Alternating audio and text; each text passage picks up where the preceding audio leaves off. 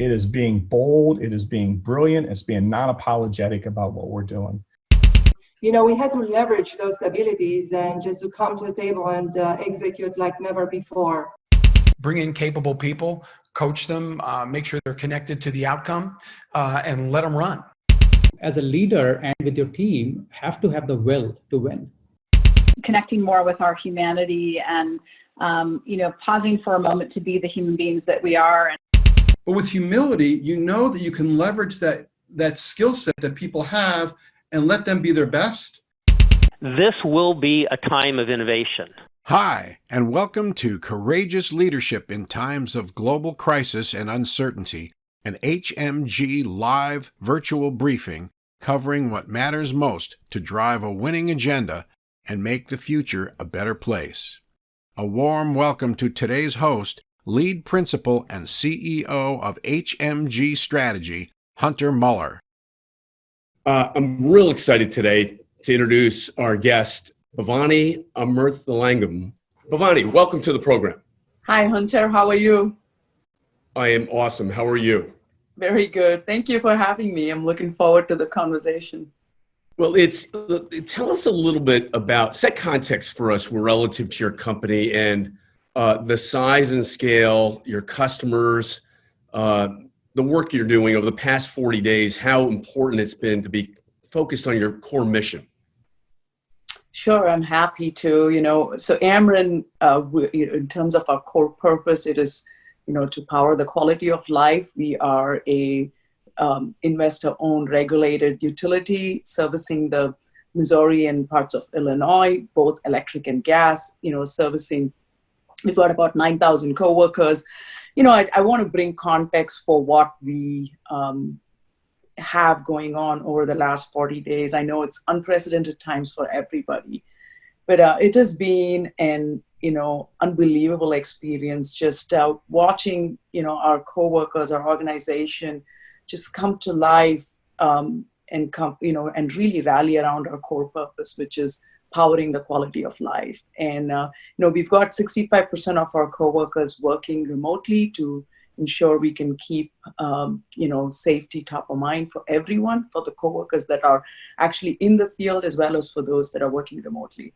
But when you think about our purpose, which is powering the quality of life, and during these times you think about our customer base that span from folks that are trying to take care of their family and their work, staying at home, making sure that continuity is there, making sure the hospitals that are out there servicing and taking care of patients, have continuity of service. So, for us, our service is critical no matter what, but during these times, it has really helped us kind of go back to our core purpose, which is powering the quality of life.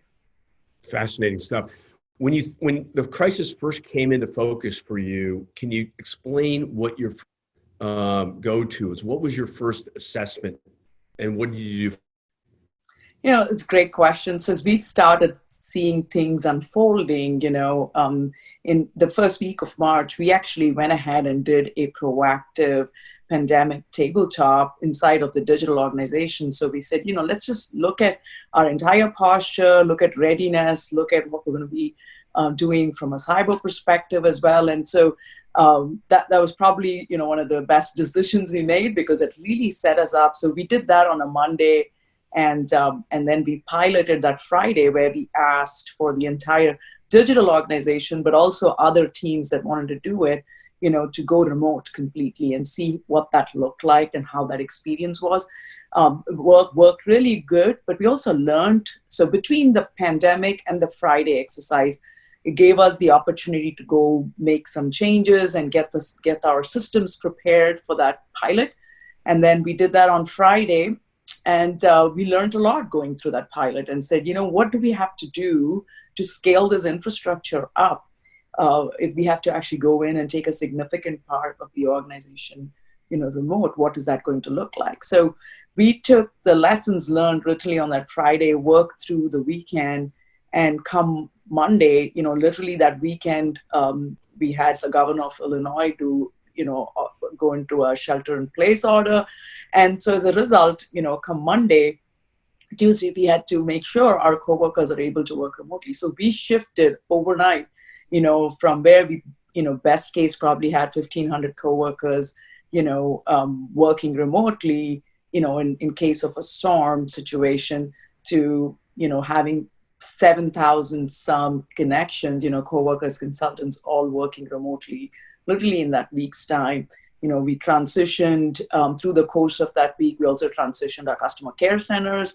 Almost 100% of our customer care centers are working remotely. And so, the enablement piece. So one, the pandemic tabletop, as well as the scale-up work, the pilot work, the scale-up work we did over the weekend was absolutely essential and critical for us to have that smooth cutover. But it's also the investments we made over the last 2 years, in key, I call it kind of the work anywhere, anytime, any device, co-worker digital experience posture. So those investments came handy. That helped us scale. If you didn't have that in place, it would have been really difficult for us to go scale. And then we set up tech hubs, during that week of kind of the transition, because there are folks that had never done this before, right? And so being able to, getting them ready, getting their devices transitioned, getting them set up was definitely an activity. So we set up these tech hubs where we could still do it in a safe, maintain social distance, but go through and help enable them physically at about 8 different locations that really helped us do that transition that week. So all of these really helped us set our teams up right, and get folks back home working safely and productively where we could. Vani, talk to us a little bit about your leadership style, staying calm and focused, and your leadership mindset. So I'll touch on the theme of our conversation here, which is about courageous leadership. When I think about the time we are going through right now, there's so much. It's uncertainty, B, it's unpredictable because we don't know what's coming, and it's unprecedented. So you can't really look at it and say, this happened, 5 years ago, so we can use that information to decide how to manage it. So these are unique times, and it's really important.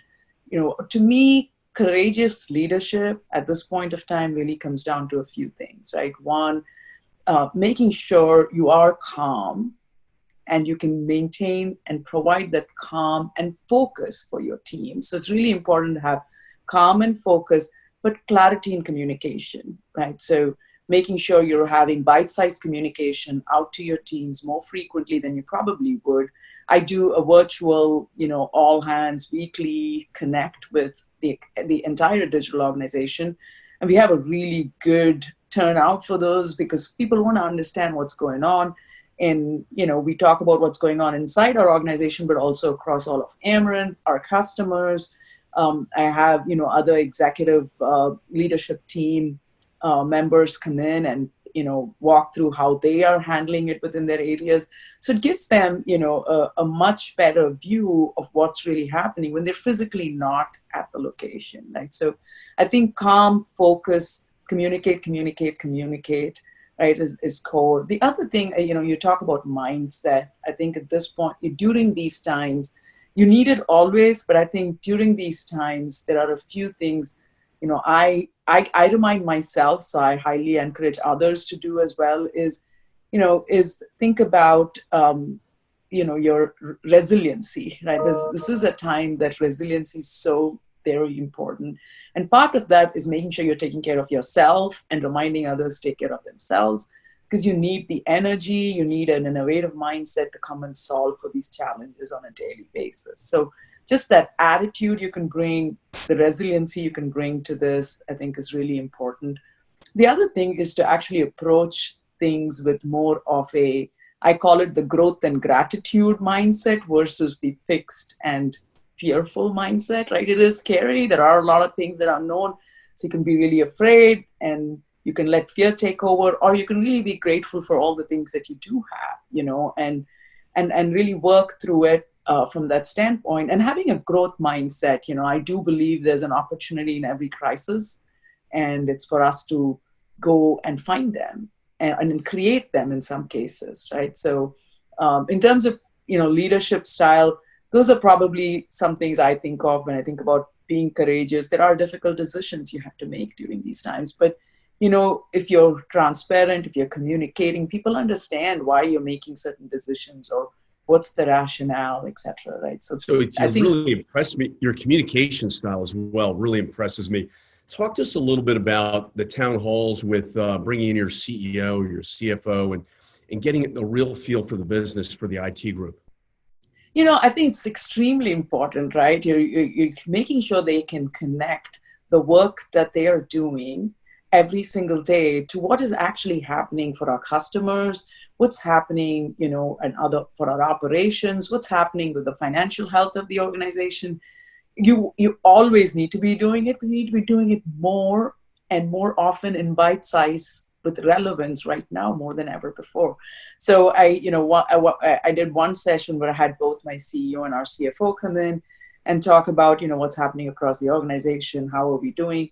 And people really appreciated it. We had questions, I keep them to an hour, and I will tell you, we had questions and comments nonstop. I could have gone for another 30 minutes, gone for another hour, but really people appreciated it. And last Friday, I had our chairman and president for our Ameren, Missouri operations and business come in and really share, how our customers, are dealing with this. What are we doing for our customers? What are we doing in the community? How are our coworkers in the field, in our energy centers, in our plants actually managing through this, right? So, and I really appreciated, again, a lot of questions, with respect to just understanding that. And it helps connect the work, you're doing now more than ever before, because again, you can, you're at home, you're not seeing, like your other coworkers like you typically would. And so making sure you can bring that to them more frequently. And I do prior to all of this, I do like a all hands once a month, because that's, again, it's about, consistent communication that you do across the organization. But now we've shifted to a 60-minute session once a week. And, I will tell you, I've gotten a lot of positive feedback with respect to just keeping the lines of communication open. What's the scope and scale of the IT operations as it relates to supporting Ameren? How big is your the IT group? So we've got about 800 or so co-workers, and then we've got a large consulting, as well as managed services operations that we use for different parts of the organization.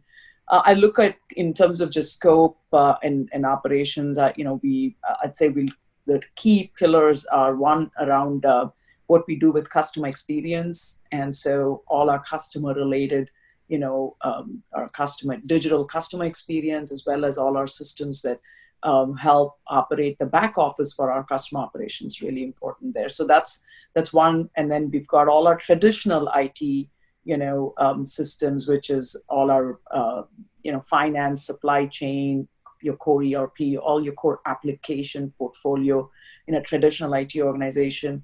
And then we've got, when you think about digital in the context for the energy space and the utility, really comes down to two things. One is the customer experience. The second is really around our IT, OT, or IoT posture. So really what we do with the SCADA, what we have going on with our,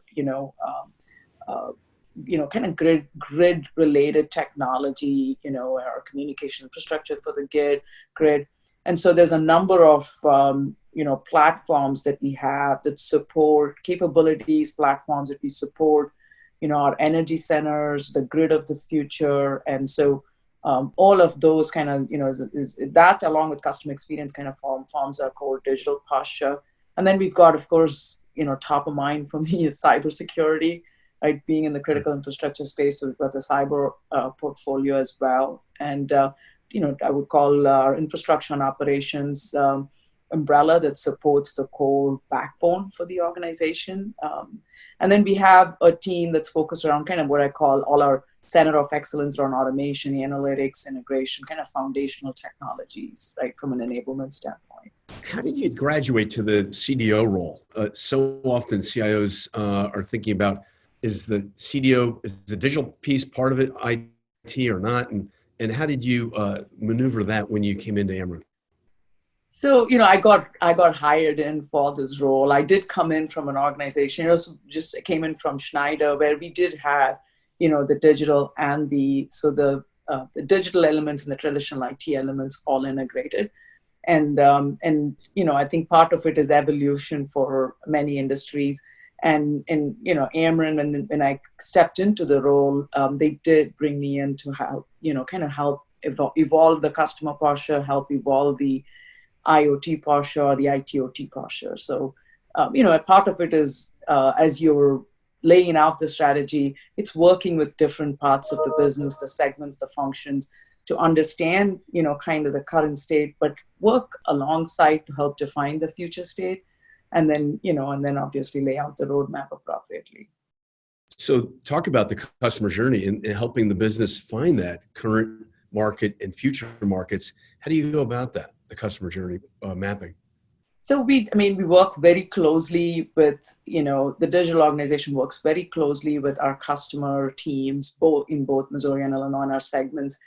And we look at it from a couple of angles. One, with respect to, what I call the core basics of providing a strong digital customer experience for, key moments that matter for our customers, whether it's, customers around billing and payments or outage when they're moving in and moving out, being able to streamline those experiences across any channel, right? It could be whether someone's going online, they're calling, they're, using chat, so irrespective of the channel, how do you actually give them a very streamlined, customer experience? And then there are, I call them the journeys of the future as our industry evolves, unique products and services that we provide for our customers, and how do you actually enable that as well? And so, so that's kind of part of the journey. And then the other piece, we think about our overall customer strategy, which, technology is a key enabler of the overall strategy. Is really is our focus around three things. One, around the customer experience, the second around products and services that can drive value for our customers, and the third around a coworker experience, right? So if you drive a really differentiating experience for our coworkers, then they're going to take care of our customers. So the digital elements, again, key there. How do you give them the tools and enablement that they can be, more productive and actually, make that their engagement with the customer really different, right? And so it's giving them information on their fingertips, making sure they have a good understanding of maybe what challenges the customers are facing, and giving them real-time visibility, as they're having those customer interactions. So that's it, at high level. That's how we look at it, and technology is embedded in all of them. So that's the digital piece. How does that relate to your 5 pillars model as it relates to your overall strategy for supporting the business? That's a great question. So, so we think about it in terms of, and I think about the digital strategy and enabling Ameren, think about it in the context of digitizing customer and coworker experiences, which, I touched on. And then the second is really around innovating, and when we call it innovate pillar, really the focus there is, the grid of the future and foundational capabilities that we need to have in place. And what I mean by that is really, as we have more distributed energy resources coming onto the grid, more connected devices coming onto the grid, our ability to actually, build out the communication grid of the future. And, we're building out our own fiber optic network that we, will leverage, as well as private LTE capabilities in the future. So really being able to handle the millions of connected devices that are coming on the grid, having the right cyber posture to support it, and being able to leverage the data, that we have coming, through it. So the volume, velocity of data, and the analytics, automation posture that goes hand in hand. So that's, kind of the innovate pillar, which is a significant focus area. How do we do condition-based asset management, right? So we optimize the assets on our grid. And then the third piece is really around simplifying, and that simplifying really driving operational efficiencies at scale. So there it's, our large transformations around, think about our back office and think about our fields. We have field coworkers that are, how they actually get work, with work management, scheduling. maps, digitizing that whole end-to-end experience for a field coworker is a significant focus and investment for us. And from whether it's an engineering side, it's folks on the field, so taking that whole end-to-end, process. And the same thing with respect to our human capital management and, our finance and supply chain transformations, and making sure, all of them have a significant technology and automation posture. So there, it's about driving operational efficiencies in our back office, and at the same time, driving a differentiating coworker experience as we do that. And then the fourth one is really, around cybersecurity and, the governance around all of this, making sure our cyber posture is, we start with that in mind as we build out these platforms, right? It's built into our architecture upfront. So really shifting left from a cyber perspective, and both IT and OT infrastructure, as we have more and more of our OT infrastructure being connected. And then the last one, which is, extremely important to actually make all four of them happen, is our workforce. And so our culture, right? On how do you have the right workforce to deliver on all of this? How do you have the right culture, where you have much more of an agile, user-centric mindset as you build and deploy solutions? So really those are the 5 kind of core pillars that tie back to key elements of our overall strategy, right? In terms of serving our customers and driving the right experience for our customers, driving operational efficiencies, which really support our customer affordability initiatives, and keeping safety and security top of mind with our, cyber posture. And then culture, is kind of core to making all of this happen. When you think about transparency, rolling up to the C-suite and the board and reporting across the 5-pillar model, how does that work? So, a couple of things. One, with respect to, we meet with the board, 5 to 6 times a year. We talk about, as part of our audit and risk conversation, we spend a good amount of time discussing our cyber posture, what our plan, we have a 2-year roadmap, so we monitor progress against it. And so, so in cyber as a posture, you have to be constantly, evaluating and pivoting as you need as well. So we keep that very fresh and frequent and very meaningful with our board. We also have we do a strategy conversation once a year with the board where we walk through the overall digital strategy. And so, I did that when I started in 2018. And so that's our opportunity to communicate how we're doing, any shifts, and what we're seeing from a long-term standpoint. But then we also communicate alongside of when we present, for example, the customer strategy, then we talk about, because technology is such a core enabler, we talk about technology as part of that as well. So technology just being embedded in everything we do now becomes a part of the conversation across all of this. Bhavani, you really amaze me, the level and the way you communicate around business, around the customers, around your whole go-to-market, the 5-pillar approach, transparency, rolling up to the board, really well done. Talk to people in our industry in general. Just what would you say to people that are thinking about accelerating their career, that next big opportunity, whether it be in their current company, current organization, or whether they're looking for something new, dramatically new in an industry? Is this an exciting time to be a tech professional? Is it an exciting time to be a CIO, CTO, or CISO? What kind of advice would you give folks that want to be inspired and encouraged and hopeful? Yeah, I said like every crisis, there's an opportunity, and it's for us to find it or create it. And, I think you have to always, I go back to the growth mindset. Part of the growth mindset, whether it's how you operate your business or your area, but it's also about how you as an individual, grow and develop. So I think about it a lot for myself, and that's your curiosity to learn should always be there. And I think there's, so I think that's really important no matter which career you're in, the curiosity to learn. The world is changing so fast. And then you bring the technology piece to it, which is constantly changing, right? And so I think having a growth mindset, learning, that curiosity to learn is extremely important. And then in terms of, career path, growth, I think a couple of things. One, I think right now and always, quite honestly, it's important to how you might do it. You obviously need to make sure you check and adjust that during different times. And that's what, we talked about a little earlier. So you need to do that during this time. But then at the end of the day, you have to have clarity in terms of what you're leading, the team or the organization or the outcome, that you might be leading today. Execution is really important, right? Just good, strong, relentless execution is really important.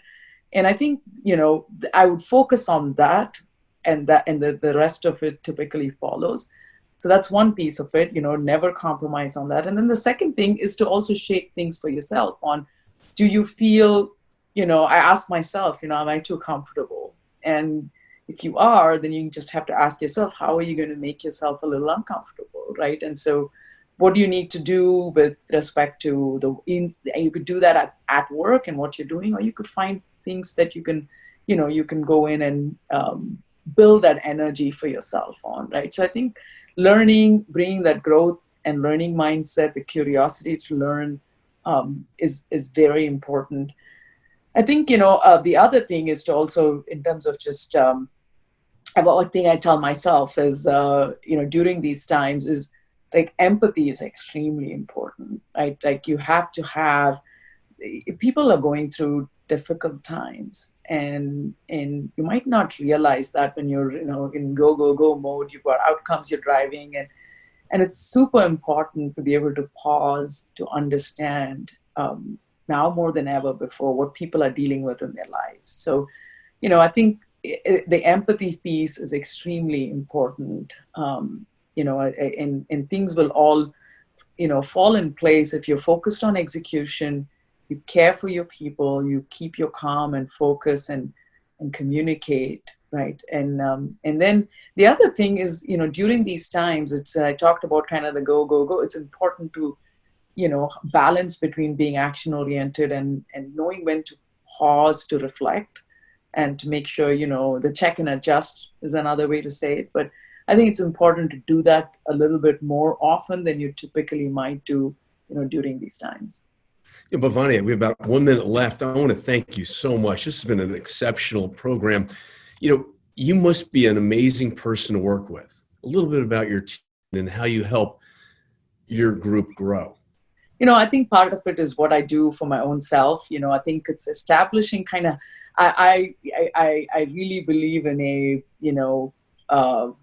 you got to have fun doing what you're doing, right? And so it's really important to create engaged teams. And so, we have the teams that I've led, we've always had a very fun, open environment. And so, I think being able to, challenge each other in a positive way and allowing your teams to be able to do that for yourself. I'll tell you, I learned the most from my teams and the folks that I work with day in and day out, because, they will challenge me, and it's creating the environment where you can, learn from each other. So I think that's really important, because you can learn every day on the job. And then the second thing is, making sure you're taking the time to understand, what's top of mind for people, where do they want to go, and making sure you're giving people the opportunities, to push themselves out of their comfort zone, right? I think that's the second piece I would say is, creating the environment where you can have that engaged, open learning culture.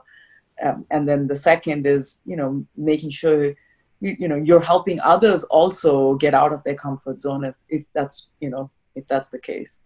You've been, Bhavani, awesome interview. Really appreciate your engagement here at HMG Live in St. Louis and other markets around the world. Would love to connect with you when we're back in St. Louis this fall. Sounds good, Hunter. Thank you again. And I love the conversation as well. Thank you. Take care. Have a great day. You too. Thanks. Bye. That's it, folks. Really enjoyed. Hopefully you did. Look forward to the next installment this Thursday. We have the San Francisco CIO Summit, Virtual Summit online. Please go to hmgstrategy.com, live events, to find out more about future programs. Take care and bye.